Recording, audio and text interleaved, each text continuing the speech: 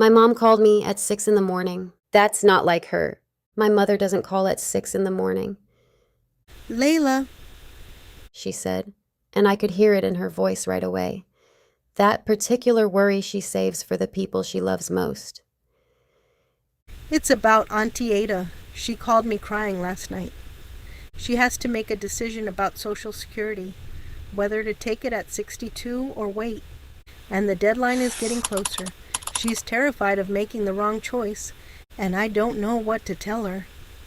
I sat up in bed and looked at the clock. 6 o'clock. The kind of hour Aunty Ada knows better than almost anyone. For 30 years, she lived by alarms most people never heard. 4 in the morning, midnight, 2 a.m. The strange hours that come with shift work. And suddenly I knew this wasn't really a question about Social Security. It was a question about everything that had come before it. Aunty Ada came to the U.S. from Nigeria with almost nothing, the same way my mother did, around the same time. They'd grown up in the same neighborhood, in Lagos, made the same leap across the ocean. No family waiting, no inheritance, no safety net. Just a suitcase and the stubborn belief that life could become something better. For 30 years, she worked in a hospital cafeteria. Weekends, holidays, night shifts, the kind of work that keeps a place running but rarely gets noticed. My mom told me she still thinks back to the time when she and Aunty Ada were living together. She'd come home and find Aunty Ada asleep on the couch, worn out from another long shift. Sometimes she hadn't even made it to her bedroom, her shoes still on, the television murmuring in the background. And there was a kind of exhaustion in her that only shift workers truly understand. Every now and then, Aunty Ada would wake up suddenly and ask what day it was. Once she looked at her and said, "Did I miss our plans?" She hadn't, but she was worried she had. That's what decades of physical work can do, not all at once. Little by little, it takes pieces of your energy before you notice they're gone. Last Christmas, I saw it more clearly than ever. She came over to help my mom with dinner, something the two of them have done together for as long as I can remember. Halfway through cooking, she sat down.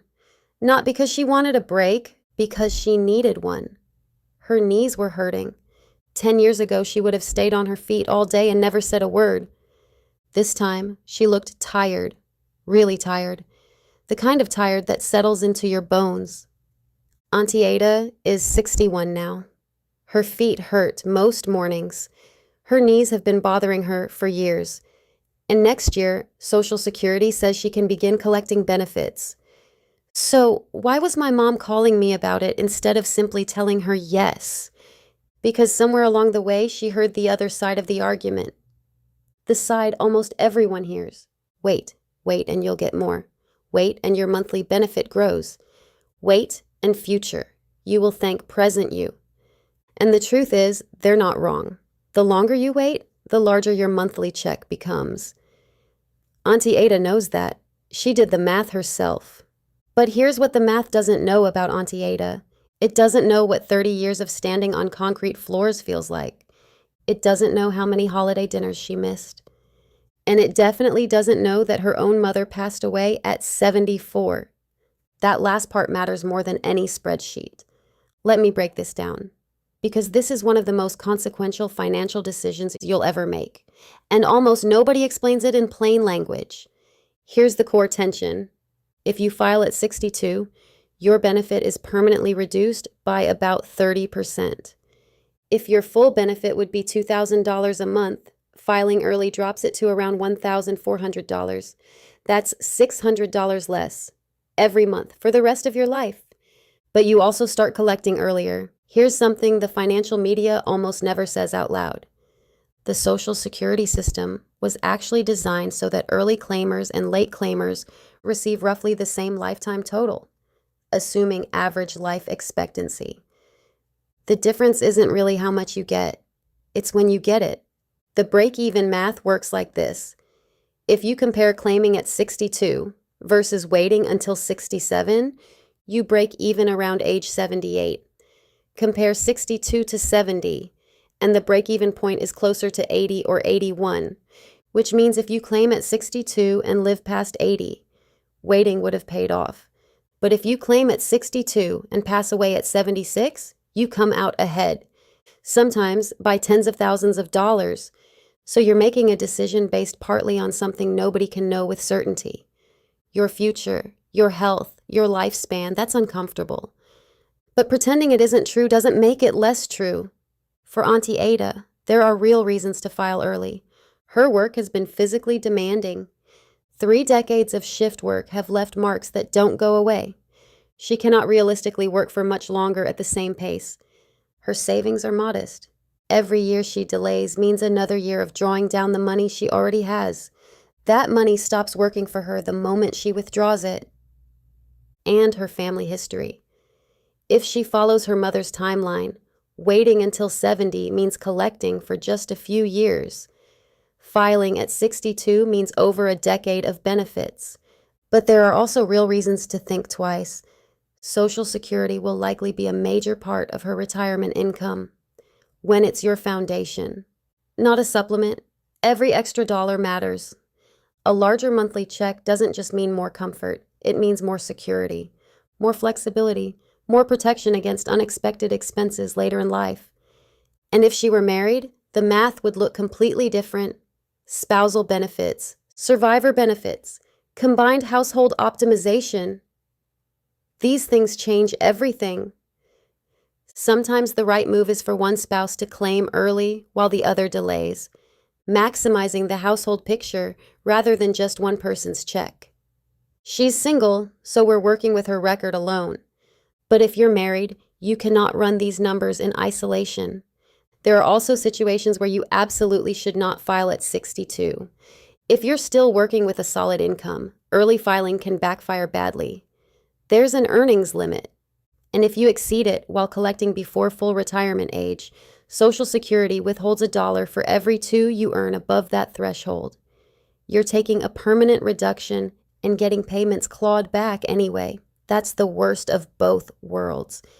And if Social Security will be your only income, no pension, no significant savings, no other stream, then delaying as long as you realistically can is usually the right call. Every extra dollar of monthly benefit carries more weight when there's nothing else to fall back on. The internet loves certainty. People want one answer, one rule: claim early, claim late, always do this, never do that. Real life doesn't work that way. The right answer depends on your health, your savings, your family history, your goals. And sometimes 2 intelligent people can look at the exact same numbers and make different decisions, both reasonably. So, what did I tell my mom to tell Aunty Ada? First, get the actual numbers, not examples from an article, not estimates from a friend. Her numbers. Log into ssa.gov and pull your benefit estimates at 62, at 67, and at 70. Look at real dollar amounts, not percentages, not hypotheticals. Because financial decisions become much clearer when you're looking at actual dollars. Instead of abstract math, then be honest about your health. Not pessimistic, not optimistic, honest. There's a difference. Hope is important, but planning requires honesty. Look at your family history. Talk to your doctor. Use that information like the data it is. And there are over 700 different Social Security filing strategies when you account for spousal benefits, survivor benefits, and timing combinations. The basic break-even analysis is just the starting point. If the decision feels overwhelming, a fee-only financial planner, someone who charges a flat fee, not a commission, can run the numbers on your specific situation. A few $100s of advice can be worth tens of thousands in lifetime benefits if it leads you to the right decision. And finally, something I think a lot of people need to hear. Taking Social Security when you genuinely need it is not failure. It is not laziness. It is not giving up. You spent decades contributing to the system. You earned those benefits. This isn't charity. It's part of the deal. 2/3 of Americans file before their full retirement age. 2 out of 3. Some of them are making a mistake. A lot of them are making exactly the right call for their lives. The wrong choice isn't early or late. The wrong choice is the one made in fear, without information. After we hung up, I couldn't stop thinking about Aunty Ada. The evenings she missed, the weekends that passed in a blur, the moments she worried she might have forgotten. The small plans, the shared routines, the things that mattered to her, and the exhaustion she carried home with her. We talk about Social Security as if it's a government program, and of course it is. But for millions of people, it's also something much more personal. It's a record of decades spent working. It's the physical toll of jobs that don't make headlines. It's years of sacrifice translated into a monthly check. The bigger benefit, at 70, matters. I'm not pretending it doesn't. But so does waking up without another shift ahead of you. So does having energy left for your grandchildren. So does spending time with the people you love while you can still enjoy it. No calculator can fully measure that. No spreadsheet can tell you what a healthy afternoon is worth. And no retirement chart can tell you how much time you have left. That's why retirement decisions are never really just about money. They're about life. They're about trade-offs.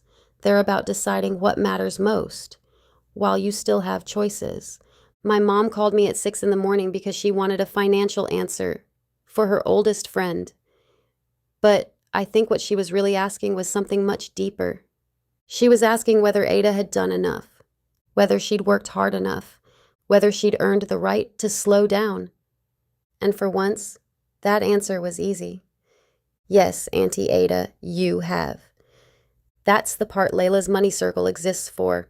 Real stories, real decisions, real money. I'm Layla, and I'll see you in the next one.